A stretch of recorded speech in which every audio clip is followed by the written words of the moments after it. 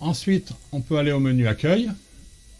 Et au menu accueil, donc là, c'est ce qui se passe le jour de la saisie des inscriptions. Alors le bouton quitter, j'en parle pas, c'est pour quitter l'application. Vous avez nouveau dossier. Nouveau dossier, donc là vous allez saisir une pièce d'identité, enfin un numéro.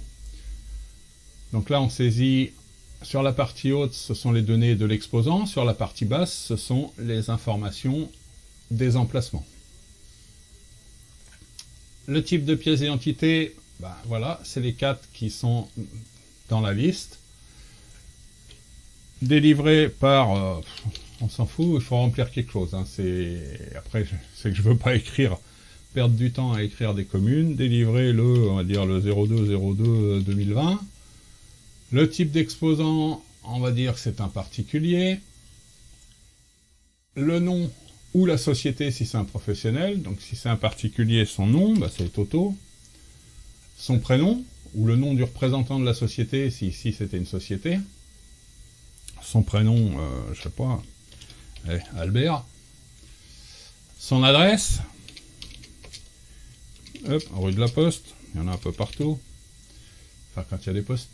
Et ici, c'est ce que je vous expliquais, code postal. Donc code postal, quand je viens dedans, alors soit je peux dérouler la liste, soit je clique dedans, je commence à écrire, vous voyez, 7, il me donne le premier. Si je fais 7, il me donne Torcy. Maintenant, si je mets un 1, tout à l'heure, j'avais mis Logne, c'était 185, donc si je mets un 1, il passe automatiquement à Logne. Et là, ici, après, je peux quitter, ça me garde en mémoire. Par contre, rien ne m'empêche de faire 77 000, hop, Melun.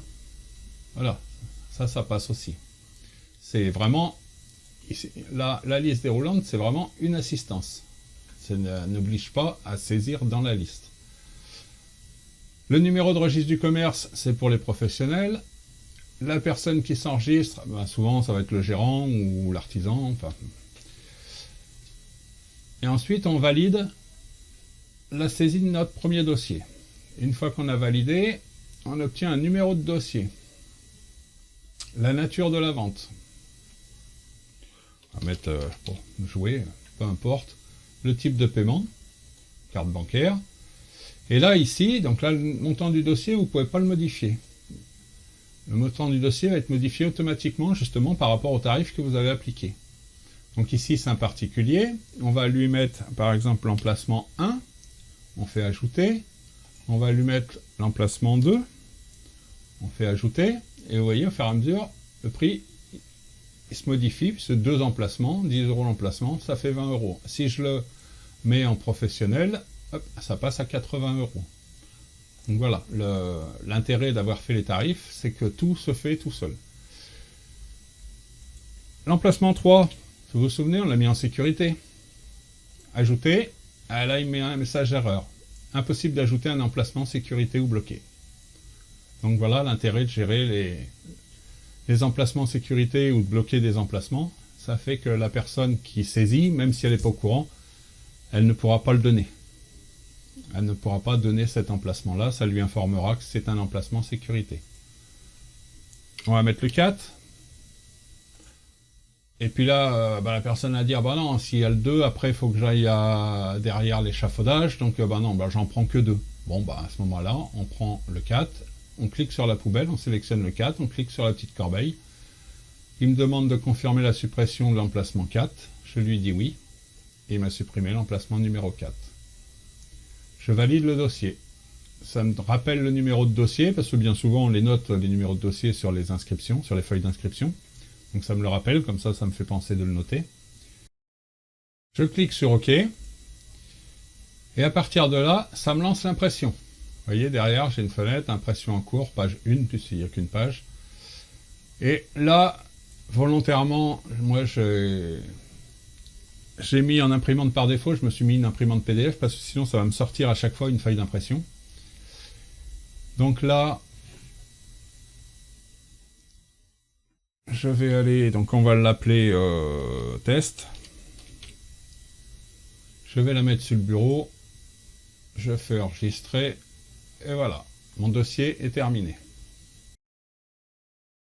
Donc là, je suis allé récupérer mon fichier PDF généré, c'est ce qu'aurait dû sortir à l'imprimante. Donc là, bah, on a le titre, on a la date. En dessous, on avait le sous-titre qu'on n'a pas mis, donc ça aurait été récépissé, machin. On a le numéro de la pièce d'identité, le nom de la personne, nom, prénom, son adresse, la commune, le nombre d'emplacements qu'il a réservé, les numéros des emplacements qu'il a réservés, où se situe l'emplacement, et la porte d'accès. Ensuite, en dessous, il devrait y avoir le texte qu'on n'a pas fait.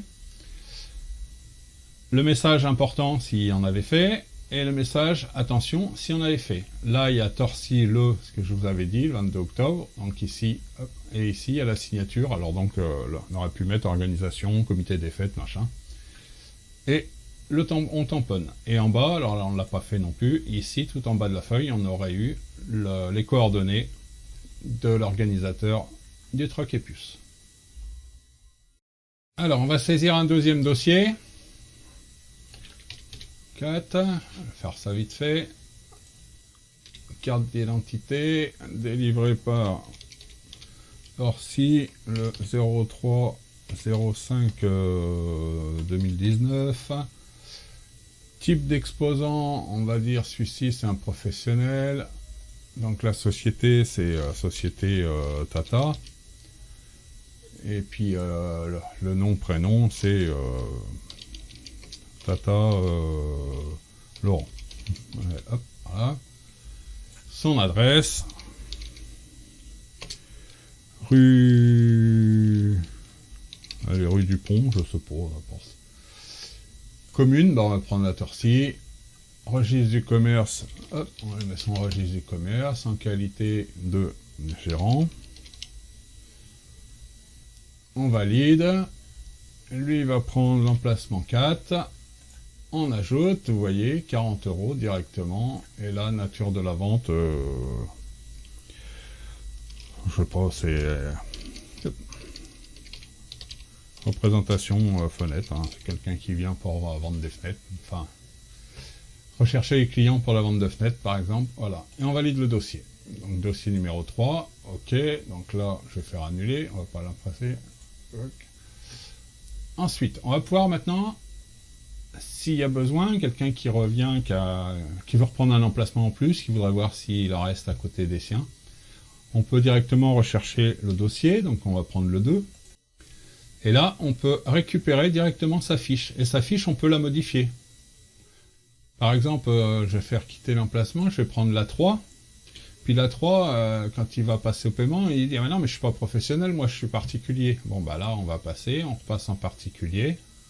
Donc ça lui revient 10 €. On valide le dossier. Bien sûr, ça réimprime la feuille. On lui reprend l'ancienne qu'il n'a plus de raison d'avoir. Ça permet d'aller modifier les dossiers.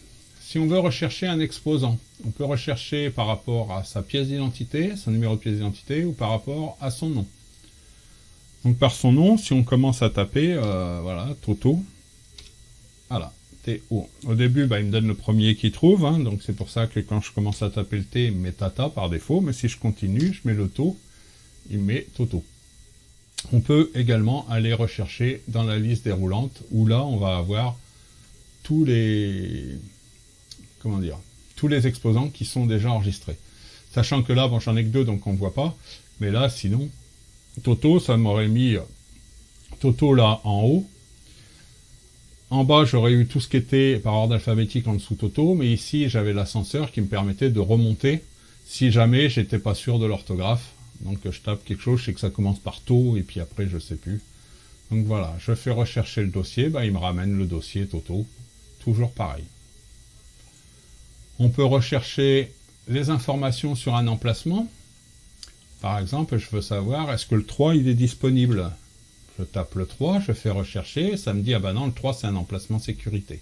Donc, il n'est pas disponible. Je peux rechercher un autre emplacement, on va chercher le 4, par exemple. Je fais OK, et là, il me donne le 4, mais il me dit qu'il est vendu. Et il est vendu, il me dit à qui. Et si je veux, je peux directement réouvrir le dossier correspondant à cet emplacement-là. Alors l'intérêt, c'est que quelqu'un qui vient, il a, je sais pas, ou vous voulez un renseignement sur un emplacement, savoir à qui il est, vous pouvez directement aller modifier son dossier. Et puis ça, c'est si on veut réimprimer un emplacement, c'est quelqu'un qui vient le matin du troc, par exemple, et puis qui a perdu son récépissé, Il dit voilà, alors déjà le numéro de dossier, on peut pas réimprimer, donc il faut, déjà il sait qu'il a tel et tel emplacement, ou alors on recherche par son nom. On recherche, hop, c'est Toto qui a perdu sa feuille, rechercher.